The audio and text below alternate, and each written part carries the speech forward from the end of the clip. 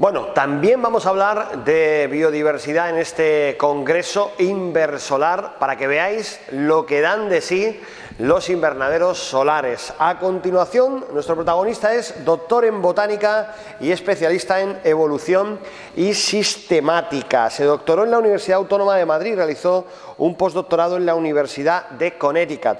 Comenzó su carrera como profesor en el Departamento de Biología de Augustana College en Illinois, en Estados Unidos. Actualmente es profesor de botánica en el Departamento de Biodiversidad, Ecología y Evolución de la Universidad Complutense de Madrid. Tiene 10 años de experiencia en comunicación científica y le interesa especialmente la exploración y conservación de la biodiversidad. Vamos a dar los buenos días a Rafael Medina, que nos va a hablar del valor del secarral. Muy buenas, Rafael. Muy buenas, ¿qué tal estamos? Gracias por sumarte a este congreso. Es tu tiempo, después nos vemos otra vez e intercambiamos algunas preguntas, si te parece. Perfecto, muchas gracias. Bueno, de hecho quiero comenzar dándoos las gracias a Proa y a todos los que han hecho posible este foro, y por dos motivos fundamentales. El primero porque a mí me fascina Almería, es un sitio que me encanta, que he disfrutado en muchas ocasiones, y cualquier ocasión es buena para hablar de su naturaleza y de su biodiversidad. Y luego porque creo que en un foro como este es muy valioso que se hable también de biodiversidad y de conservación.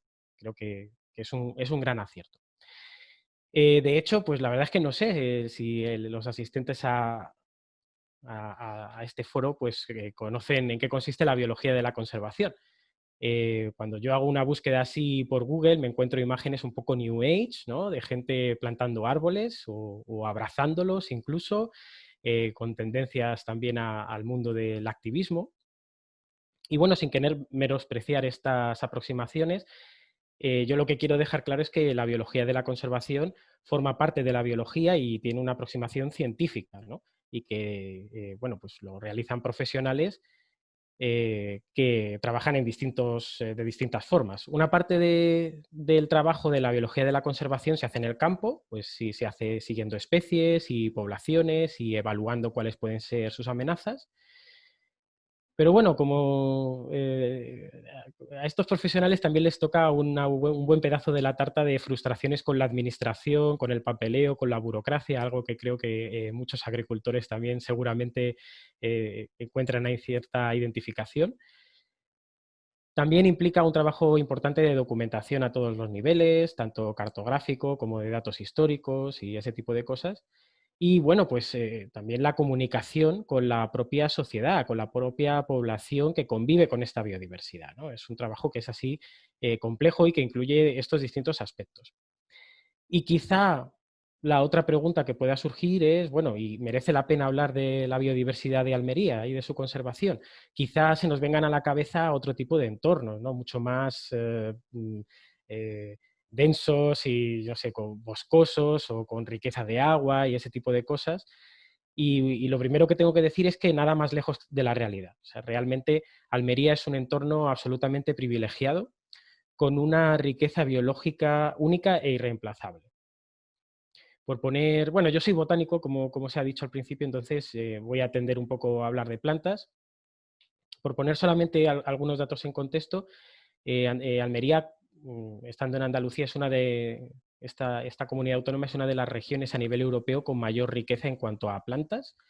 Ya solamente en Andalucía hay una porción muy importante de toda la biodiversidad vegetal de España, incluyendo casi 1000 especies que son endémicas, es decir, que son exclusivas, bien de alguna zona concreta de Andalucía o bien de la península ibérica o de alguna zona un poquito más extensa, ¿no? Solo la región de Almería pues, tiene una biodiversidad vegetal que compite con algunos países europeos. Y esto es así porque, bueno, como sabemos, Almería es la única zona de Europa que tiene unas características climáticas de desierto cálido, y esta la convierte en un cruce de caminos, ¿no? Entre la que se mezclan tanto especies de la península como especies que nos recuerdan más al desierto del Sáhara, y algunas que, como digo, son exclusivas incluso de la zona de Almería. Y no en vano, pues gran parte de la superficie de la provincia se considera que son espacios naturales de distinta calidad, ¿no? Claro, un gran poder conlleva una gran responsabilidad y si esta región ha sido bendecida con esta riqueza, pues también es responsabilidad de los almerienses, ¿no? Asegurarse de que esto llega a futuras generaciones. Yo os voy a confesar una cosa. Yo al principio cuando se me propuso esta charla pensaba que, bueno, que podría recorrer a lo mejor distintos parajes protegidos de la provincia. Y bueno, pues eso obviamente es imposible hacerlo en 20 minutos porque es que son muchísimos. Entonces voy a mencionar solamente algunos que pueden tener más o menos interés. Destaca, bueno, el Parque Nacional de Sierra Nevada. No solamente cae en Granada, sino que hay una parte importante de su superficie que está en territorio almeriense. Hay otras zonas de montaña también protegidas en Almería. Voy a destacar la Sierra de Gádor. En zonas más bajas pues está el paraje natural de Tabernas. Muy conocido y apreciado también es el Parque Natural Cabo de Gata-Níjar. Y luego hay otros parajes protegidos, por ejemplo, las dunas del paraje de Punta Entina, Sabinar. Y como digo, esto no va a hacer justicia realmente a todo lo que hay en Almería, pero bueno, nos puede abrir un poco boca, ¿no? de qué podemos encontrar. Sierra Nevada, bueno, pues Sierra Nevada es la cordillera que alcanza mayor altitud de la península ibérica y es un auténtico paraíso botánico. Hay muchísimas especies que son endémicas, que solamente viven en Sierra Nevada, aparte de otras especies de insectos y de una presencia de vertebrados también muy importante. Pero claro, como todos los ambientes de alta montaña, está especialmente susceptible a los daños provocados por el calentamiento global. Mencionaba antes también la Sierra de Gádor, que es especialmente interesante porque es donde se recarga el acuífero que se utiliza luego para irrigar Campo de Dalías, que se ve aquí en esta esquinita de la imagen. Y bueno, la Sierra de Gádor tiene, por ejemplo, es un lugar privilegiado para observar aves esteparias, por ejemplo, la alondra de Dupont, uno de los pocos sitios donde se puede encontrar, y algunas especies de microendemismos. Tenemos, por ejemplo, el morrón de la lagunilla. Esto es un caso especial, es una población única en el mundo que solamente vive en la Sierra de Gádor. Es un microendemismo, de forma que si esta población desaparece, desaparecería de todo el planeta. Muy apreciado por todos los amantes del cine, el desierto de Tabernas, paraje natural, que además se considera una zona de especial protección para aves. Aquí podemos ver especies rarísimas que es muy difícil ver en casi cualquier otro lugar de España, como el camachuelo trompetero, y algunas especies de plantas que son fascinantes por esa similitud que tienen con plantas que aparecen luego en zonas tropicales africanas, como por ejemplo esta caraluma. Una de las joyas de la corona es el Parque Natural de Cabo de Gata-Níjar, que además de todo su interés por la parte preservada en tierra firme, presenta además pues eso, la reserva marina en la que hay ecosistemas muy importantes como praderas de Posidonia y también formaciones como estos arrecifes de vermétidos que son de un interés científico increíble, se encuentran en muchas zonas tropicales y en el Mediterráneo solamente aparecen en lugares de excepcional conservación, como sería el caso de este parque, sin menospreciar luego pues, especies endémicas vegetales como el dragoncillo del Cabo, que una vez más solamente se encuentra en este parque natural. Y el paraje este de Punta Entinas, que incluye una serie de dunas costeras y de zonas húmedas muy cerca de los invernaderos del campo de Dalías. Aquí podemos también observar algunas especies muy interesantes como el fartet ibérico, que es este pececillo que aparece en zonas determinadas del levante español, y también se puede ver aquí malvasía cabeciblanca, que es una especie que está amenazada en muchos lugares. Bueno, pues esto, como he dicho, no hace justicia realmente a lo que es realmente la biodiversidad de Almería, pero espero que ponga un poco de relieve que mucha de esta biodiversidad es única, solamente se encuentra aquí, y a mí me gusta hacer una comparación con el patrimonio histórico, porque yo creo que aunque hace falta cierto trabajo de divulgación para que todo el mundo entienda que un desierto puede ser bello y que un desierto puede tener un valor paisajístico y natural increíble, yo creo que a la gente le entra mucho más el concepto de patrimonio artístico. Tenemos, por ejemplo, la Alcazaba de Almería, un ejemplo extraordinario de arquitectura andalusí, y nadie entendería, ningún almeriense entendería que se construyera aquí, por ejemplo, un parque temático, ¿no? Yo creo que la población entiende mucho más que el patrimonio histórico es algo que no nos pertenece a nosotros, que nosotros estamos de paso y que tenemos cierta responsabilidad para que se conserve para el futuro. Pero bueno, también soy consciente de que hay gente que se piensa que la conservación de la biodiversidad consiste en ponerle puertas al campo, ¿no? Y prohibir el acceso, prohibir los usos, fastidiar a otro tipo de gente que no se dedica necesariamente a la conservación. Bueno, esto es un paradigma que está ya pasado de moda. Os voy a poner un ejemplo muy lejos de Almería, pero que creo que lo ilustra bastante bien. Son imágenes del Parque Nacional de Baracoa, en Cuba. Cuando se declaró este parque nacional, pues se prohibió todo tipo de usos por parte de la población, incluso ganaderos que habían estado viviendo aquí pues, durante generaciones, pues se les prohibió continuar con su actividad. Esto en el fondo fue malo para todo el mundo, incluyendo para el propio parque, porque pues, la población lo acabó saboteando, ¿no? Pero por suerte, con el tiempo se inició otro tipo de dinámica y otro tipo de paradigma de conservación en la que el diálogo con la población local era mucho más importante. En la actualidad, la biología de la conservación entiende que tiene que haber un diálogo entre los distintos actores sociales, ¿no? Y que tenemos que ir incluso más allá de esto, más allá de una sinergia entre medio ambiente, sociedad y economía.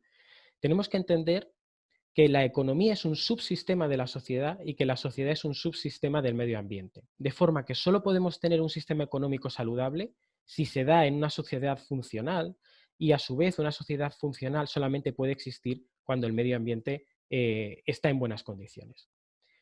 Un trágico ejemplo de esto lo hemos visto hace poco, el año pasado, también en una zona árida de España, en este caso en la región de Murcia, ¿no? En la que bueno, pues, la eutrofización derivada de ciertos usos agrícolas acabó provocando el colapso de este ecosistema. Y claro, cuando se llega a este punto, todo el mundo ha perdido. Esto es un fracaso a todos los niveles. Es un fracaso no solo de la conservación de la biodiversidad, es un fracaso de los agricultores, es un fracaso para el sector turístico y es un fracaso de la imagen que se proyecta de esta región al resto del mundo. Esto es un ejemplo de por qué considerar al medio ambiente y a los servicios ecosistémicos como algo fundamental de la sociedad es ser inteligente y no pensar en soluciones a corto plazo, sino en la continuidad en futuras generaciones. Y esto es así porque la biodiversidad no es solamente patrimonio, no es como la alcazaba de Almería que está ahí y basta con dejarla como está, sino que la biodiversidad pues está viva, ¿no? Y nos ofrece una serie de lo que llamamos servicios ecosistémicos que muchas veces damos por sentados, como por ejemplo el disponer de agua limpia, que el suelo tenga nutrientes, que tengamos madera, energía y, por supuesto, pues en el tema en el que nos ocupa, alimentos, ¿no? Un tomate o un pepino son seres vivos, proceden de plantas, proceden de seres vivos y por lo tanto su prosperidad y su existencia va a depender de los intercambios de materia y energía con el medio ambiente. Es un subsistema dentro de los servicios ecosistémicos. Centrándonos en los sistemas agrícolas de Almería. ¿Qué hay que decir? Bueno, lo primero que hay que decir es que el invernadero ha traído una prosperidad y un éxito a la región en los últimos años que es incuestionable, ¿no? O sea, esto es una riqueza que hay que mantener y que, a ser posible, tenemos que asegurar su continuidad en las generaciones futuras. Pero también es cierto que un sistema de alta intensidad y altamente productivo tiene y ha tenido un impacto significativo a su alrededor. Esta encrucijada no ocurre solamente en Almería, esto lo estamos viendo en todos sitios, ¿no? Estamos viviendo en una época de la historia en la que la población mundial continúa creciendo, vamos a seguir necesitando alimentos, es más, la demanda de alimentos va a aumentar, pero a la vez tenemos que pensar a largo plazo, tenemos que tener en cuenta cuál es, por ejemplo, la huella de carbono, el impacto que estamos teniendo sobre estos sistemas ecosistémicos.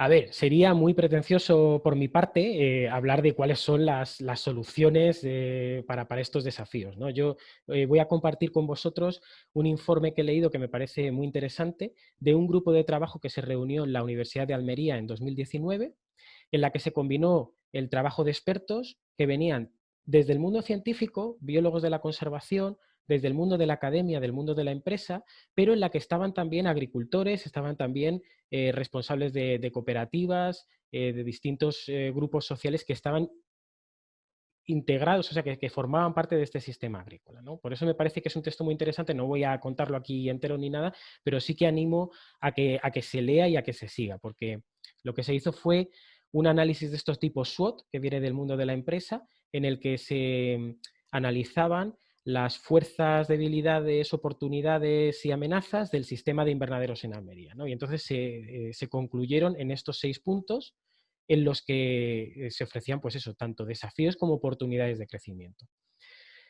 En primer lugar, la gobernanza. Bueno, pues hay muchísima legislación y muchísima regulación, pero cuando los agricultores no la cumplen, cuando hay gente que se la salta, parece que la administración hace oídos sordos, ¿no? Y lo pasa por alto. Y esto es muy injusto con aquellos agricultores que realmente están haciendo el esfuerzo de conseguir unos sistemas más sostenibles. Se habla también, obviamente, de la gestión del agua. Es cierto bueno, que el acuífero se ha sobreexplotado mucho, así como que es cierto también que se están haciendo esfuerzos muy grandes por mejorar la sostenibilidad de este recurso. Se habla en particular de la conservación de la biodiversidad, pasa un poco lo mismo. En el pasado, pues, pues se han desplazado matorrales de altísimo nivel, pero los propios agricultores están siendo conscientes ahora de su responsabilidad a la hora de mantener las ramblas limpias, por ejemplo, de conseguir esos setos con especies autóctonas entre los invernaderos y algunos otros ejemplos. La parte de economía circular estaba basada sobre todo en conseguir cerrar ese círculo de materiales, sobre todo en lo que se refiere al plástico y su reciclaje.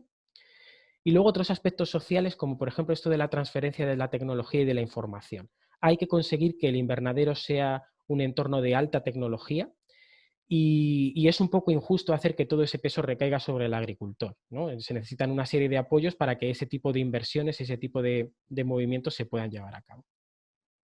Y luego queda también bastante claro en este informe que se está intentando sobrepasar una imagen de estos sistemas agrícolas en el pasado que ha sido un poco negativa, y se está intentando o se tiene como meta mejorar, pues, por ejemplo, todos los aspectos de justicia social de aquellos que trabajan en el invernadero, y dar a conocer una nueva imagen de este sistema agrícola comprometida con la sostenibilidad del futuro y la justicia social.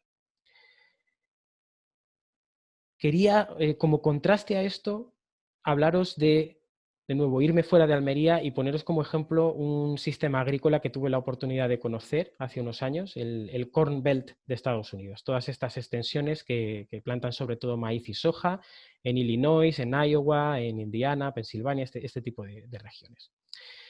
Este es uno de los sistemas agrícolas más productivos del mundo.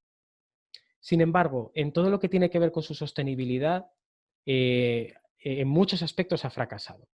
Y a nivel personal yo creo que ha fracasado porque ha vendido un poco su alma al diablo. En la actualidad esa imagen idílica del granjero estadounidense, independiente, es un poco falsa, porque toda esta región está sometida un poco a los intereses de grandes corporaciones que son las que deciden, que son las que pues eso, las que toman la iniciativa, y los propios habitantes de la región a nivel local tienen ya poco que decir acerca de cuál es el futuro de su región. Yo creo que existe un enorme potencial en los sistemas agrícolas de invernadero en Almería, precisamente porque su gestión todavía recae en grupos familiares que están comprometidos con su propia región y que son los principales interesados en que ese sistema de invernadero se mantenga activo durante generaciones en el futuro, y que tienen que entender que eso se conseguirá si se consigue mantener la biodiversidad y esa riqueza que es patrimonio no solo de los almerienses, sino de todos los europeos, incluso de todo el mundo. Son sitios únicos. En este sentido, pues hay que aplaudir todo tipo de movimientos que intenten acelerar esa innovación. Hay que dejar de lado esa idea de que la conservación de la biodiversidad consiste en poner freno. No, lo que hay que hacer es acelerar las iniciativas que realmente estén comprometidas con incrementar esa innovación, ese incremento de la tecnologización del invernadero, ¿no? Y por suerte, pues son muchos los ejemplos que estamos viendo últimamente, incluso la propia existencia de este foro, ¿no? O sea, yo soy mucho más partidario de señalar aquellas cosas que funcionan y aquellas cosas en las que hay que incidir para alcanzar realmente esta sostenibilidad. Y nada, con esto me despido. Si tuviera que destacar 3 ideas fundamentales de esta intervención, pues lo primero es, al margen de la percepción individual de si te parece bonito o feo un secarral, objetivamente estos ecosistemas son únicos y merecen una prioridad absoluta en cuanto a su conservación para futuras generaciones. Por otra parte, tener claro que el sistema de invernaderos de Almería conseguirá su prosperidad y su sostenibilidad a largo plazo, más allá de soluciones cortoplacistas, siempre y cuando estos servicios ecosistémicos se respeten y se gestionen adecuadamente. ¿Cómo conseguir eso? Bueno, pues en lugar de intentar poner freno a la innovación y al desarrollo, hay que fomentar, hay que valorar y hay que promover todo lo que suponga tecnologizar estos sistemas, sobre todo para conseguir ahorrar agua, proteger las especies y conseguir esa economía circular. Y nada, básicamente esto es todo. Una vez más, agradeceros la oportunidad de hablar de Almería y bueno, mucho éxito con esta iniciativa y con otras similares. Pues muchas gracias, Rafael, además sobre todo por esas últimas conclusiones que ponen el foco en el futuro, en la tarea, en el trabajo que en muchos casos al leerlo vemos que buena parte de esas cuestiones se están llevando a cabo, que los agricultores almerienses saben que tienen una responsabilidad y hace tiempo que la asumieron. Porque, como tú decías en una de tus gráficas, la sostenibilidad no depende solo del medio ambiente, depende también de cuestiones económicas y de cuestiones sociales. Al final, esos tres ámbitos son los que hacen posible que se pueda extender esa sostenibilidad. Fíjate, haciendo una analogía, tú mostrabas esa imagen del desierto de Almería con Sierra la Milla al fondo, ¿no? Un secarral, ¿no?, que, como tú nos contabas, está lleno de biodiversidad, y quizá también puede ser un poco la imagen del invernadero solar, ¿no? Cuando vamos en avión y vemos esos tejados de los invernaderos, ahí no parece que vaya a haber vida, pero debajo de esas 34.000 hectáreas pues hay un auténtico vergel que produce alimentos para 500 millones de consumidores europeos, ¿no? Y es que al final, bueno, pues la apariencia no es lo importante solo, ¿no? Esa apariencia. No, no, desde luego.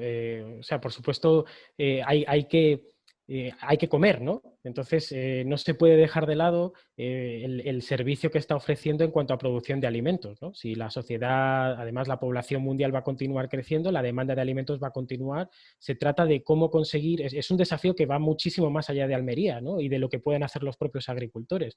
Por supuesto, hay que apoyarles para tomar esas iniciativas que a veces pueden ser poco agradecidas, ¿no?, de esas inversiones que puedes hacer a nivel individual, pero hay que entender que eso forma parte de unos engranajes mucho mayores en la que confluyen muchas cosas, ¿no? Entonces, bueno, pues desde ese punto de vista me parece bien que se lleven a cabo estas iniciativas, sobre todo para recompensar positivamente los esfuerzos sinceros que se hacen, aunque sean costosos, por conseguir que la sostenibilidad sea algo real y sea más que una simple palabra, ¿no? Respetando la regulación y haciendo que se respete en todo momento. Rafael, te voy a traer una cuestión que le planteaba ayer, el primer día del Congreso, al primer ponente, ¿vale?, a Enrique Royuela. Hablábamos de la incidencia que tenía el cambio climático en la pandemia actual y en la situación de salud que tenemos en estos momentos. Él fue claro, él me dijo que el cambio climático está ligado a este fenómeno que estamos padeciendo. ¿Tu opinión cuál es? Sobre cómo afecta el cambio climático a la pandemia. Sí, no, eso está claro. En este caso, imagino, bueno, conociendo a Enrique, que os hablaría desde el punto de vista epidemiológico, ¿no?, que el origen de este virus es una zoonosis y que estas se ven además exacerbadas precisamente cuando esas fronteras que había entre los sistemas artificiales y los naturales pues se mezclan, ¿no? Entonces, en ese sentido, la regulación y el respeto a la biodiversidad también lo puede hacer posible. Aparte de que el aumento de la temperatura global, por ejemplo, puede cambiar el clima y, bueno, cambia el clima y puede alterar la distribución de vectores de determinados patógenos. Sí, sí. Eso es así. Rafael, lo vamos a dejar aquí. Muchísimas gracias por tu intervención, por el tiempo que has dedicado a este congreso. Seguimos en contacto y nos vemos pronto por Almería, ¿vale? De acuerdo, muchas gracias. Un abrazo. Hasta luego.